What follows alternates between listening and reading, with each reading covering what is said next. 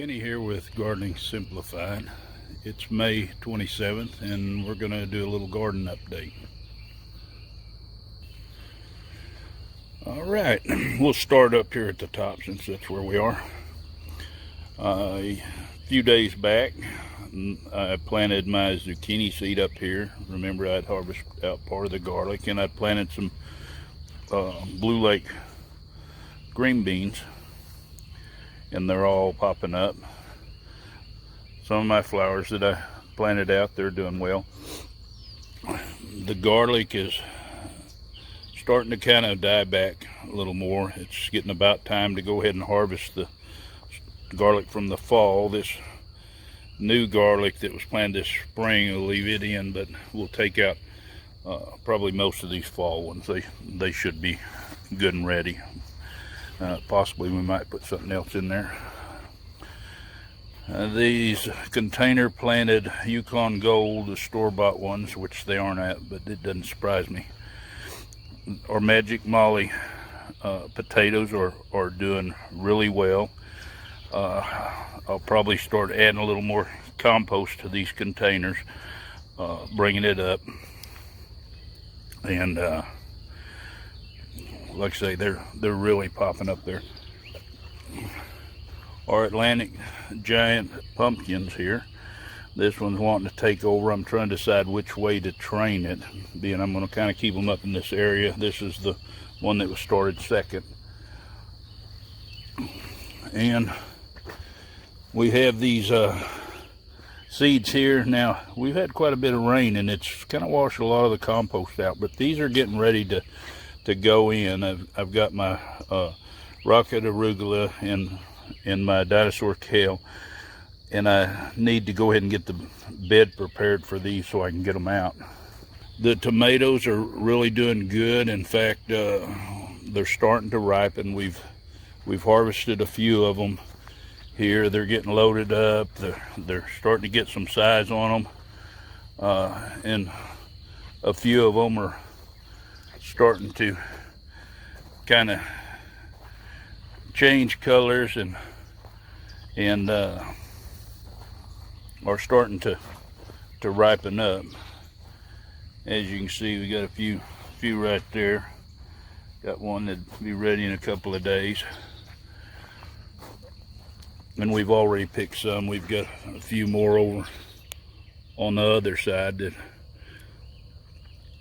of the early girls that are ripening. Now, I'm not going to say, I think the celebrities are ripening off just about as fast as the early girls, so I'm not going to say that there's any advantage to that early girl, and especially it might just be this bush variety that I put in. Our purple hull peas are doing well. In fact, some of them starting to bloom. We are loaded up with squash. Looks like they're fixing to have to start picking some in there, but they're loaded up.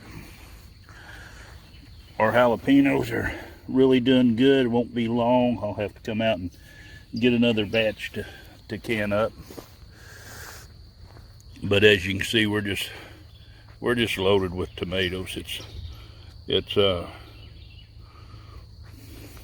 just amazing, the production on these.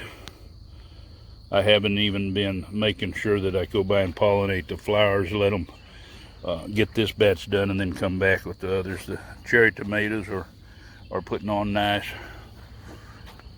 and they're at the point to where they grow so fast that you really got to make sure they stay in. I've actually had to route some of my tomatoes. They come out of the basket and I had to route them back in. I couldn't just pull them back because they had jumped up so quick. We have the cucumbers are really doing fine. They're getting up here about 5.5 feet tall and loaded with blooms, starting to set fruit.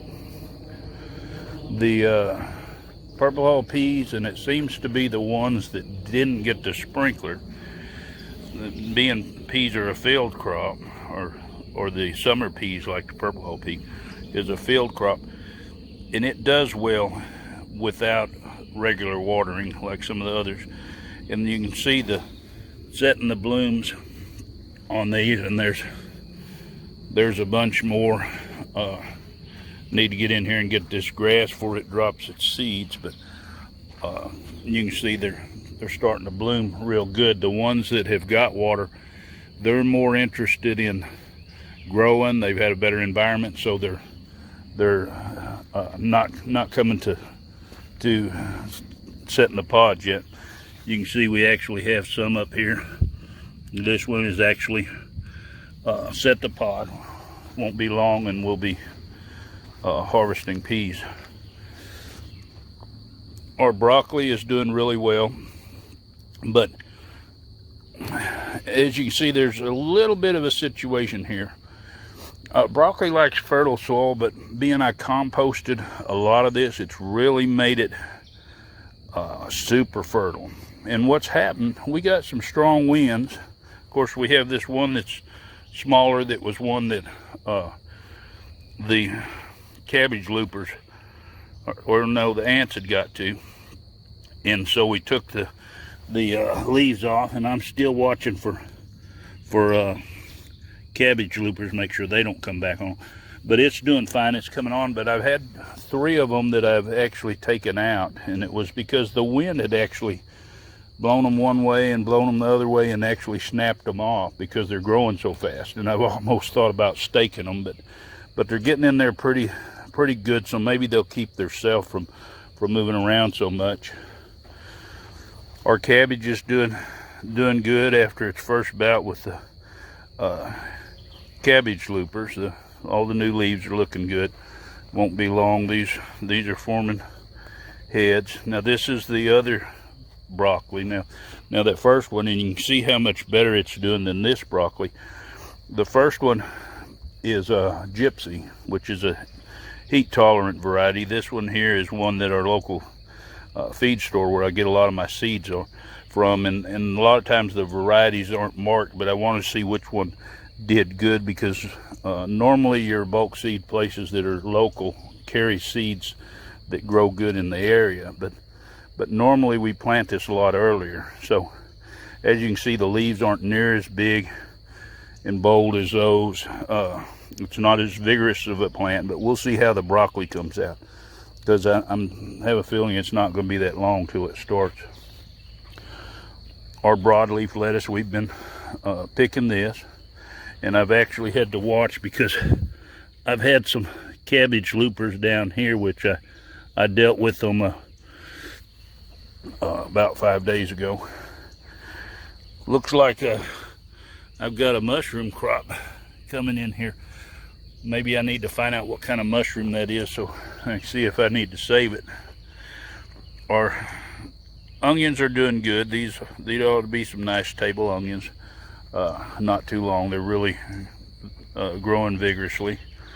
And I've decided to leave the last 6 of these romaine lettuce. I'm going to let them grow into the head, so I'm just harvesting leaves off the others, and I'll let these head up and see how they do. This week I plan to take out the bunching onions and let them dry so I can plant them back this fall. I do have plenty of seed, but it's kind of an experiment thing with me, so I want to go ahead and save these and plant some back, even though I don't eat that many of these onions, but I plan to.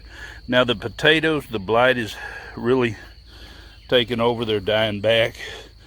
Chances are here in the next few days we're going to go ahead and harvest all the potatoes. I need to prepare a bed for my rocket arugula and my dinosaur kale, so we're going to harvest these out, and I'll get these beds prepared and try to get them ready so they'll start no dig. Now I flame weeded the fence down here. It's a good way to clear the weeds off, and especially no chemicals and stuff. I need to get out here and deal with the others. I'm debating whether to flame weed all that or just go ahead and till it one last time and then come in with some mulch. Now down here we have the sugar pie pumpkins, and we have our sweet corn. And this corn up here, and I'm going to have to see which one was which because I hadn't checked. Okay, this is peaches and cream, which it's considerably shorter than the other corn. And now it is putting on a lot of cobs of corn on here. It's doing good, but it's not performing as well as the candy corn, and we're just planting a little of both. I think next year I'm planting, or maybe not next year, but our June corn, because I'll probably plant some more. I'm going to try a different variety. It's like a quadruple sweet corn. It's a hybrid. I can't think of the name right off, but like I say, all the potatoes they're kind of having a time. Now we passed the butternut squash. It's in here. It does have the female flowers coming on. I haven't seen if it actually set any fruit or not. I do have a couple of corn laying over. I always watch this. Now this could have been from it not being sturdy enough and the rain that we've got, but if coons start coming in, they'll start pulling down stalks. We planted field corn one year, and field corn, you know, it's not as sweet, but it has a real good corn flavor. It was the dent variety, but they don't mess with it as much because they say if the coon can't reach the bottom cobs on there where it's formed, they usually don't mess with it. And that was the case with the dent. They didn't mess with it like they do most of the sweet corn because it forms its cobs, its first cobs up higher. Down here we have the table queen squash. It has started to set a few fruit on here, so they'll start growing up. But and then the buttercup squash that's over here. And as you can see, now I've tilled this edge and I need to come in here and do some flame weeding or something right here. But I've taken and I've finally got my fence moved out. So I've expanded this garden area out another 40 feet, which will really help, especially like I want to do a second crop of corn. Corn's a heavy feeder, so I don't want to feed it right, or the new one right where the old one was. So I'll come in here. I did till all this partially so we can get a lot of the sticks and roots out. It was wooded like the edge over there, and this time when we cleared for the garden extension, we cleared a long distance over, so we've got about 20 more foot past it, which will make it easy to keep most of the weeds and stuff down. Now I did pull up the turnips. I was planning to do that, but I left some of them that were forming good turnips. My wife Vicky, she likes take the raw turnips and cut them up and put them in salad, so I left a few of them that looked like they were doing good. Our sweet potatoes, they're taking off. That's part of why I wanted to go ahead and get this fence out so they can sprawl out that way too. And where we pulled out the kale and mustard here, we'll let these pumpkins take over, and they can take over the other direction too. We're starting to get a few pumpkins to set. This is the Big Macs, and maybe I can see where they set. We pulled these vines in so I could till all the weeds and the grapevines up and stuff that were next to the side. But we've got, you see a small one down in there setting. There was a much larger one that had set earlier, but Apparently it's hiding from me. No, I don't see how I missed it. I can see it from this side. Let me go back around here.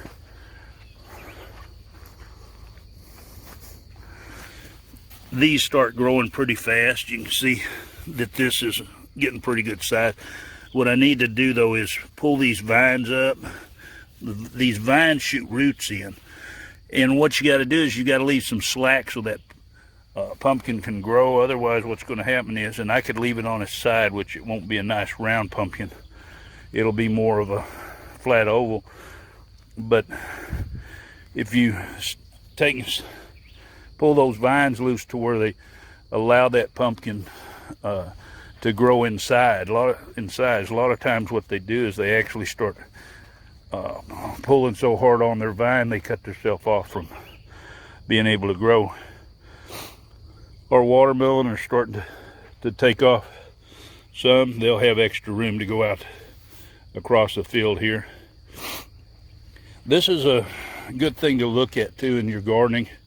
In the different times of year, you can see where the shade areas are, so you need to think more about your shade tolerant plants, where you're going to put them. A lot of them will deal with a little bit of shade as long as you've got 6 to 8 hours of light, but you wouldn't want to put your onions there, because your onions take a lot of light hours in order to set bulbs. And so if you're going to have big bulbs, you would want them to be to where they get a good dose of sunlight during the day. And plus, some of them, like down there, you have good light now, but you can see the big trees. And some of your plants that really can't tolerate the evening sun, it's good to put them in a place to where the trees might start shading them earlier. That way they survive good, because there are a few that it stresses them a little more. They want to wilt down. Now this is some of the kale. This is going to end up in the compost pile too with the rest of the stuff. Like I say, the bugs just decided they wanted to take it over. But anyway, that's where we're sitting now. We've got a gate that we need to put over there. We're going to put another wide gate for access from that edge. So if we need to come in while we're building these beds and pull the beds up, initially we hadn't decided exactly how we'll be able to get in there without having to try to maneuver through this narrower area here from the old one, especially with those pumpkins wanting to take over. But if you enjoyed this video, if you'd like it, I'd appreciate it. If you think it's got some use, maybe to help someone else, well, of course, share it. That really helps my channel. And if you want to see more of these, just subscribe and hit the bell button. Happy gardening.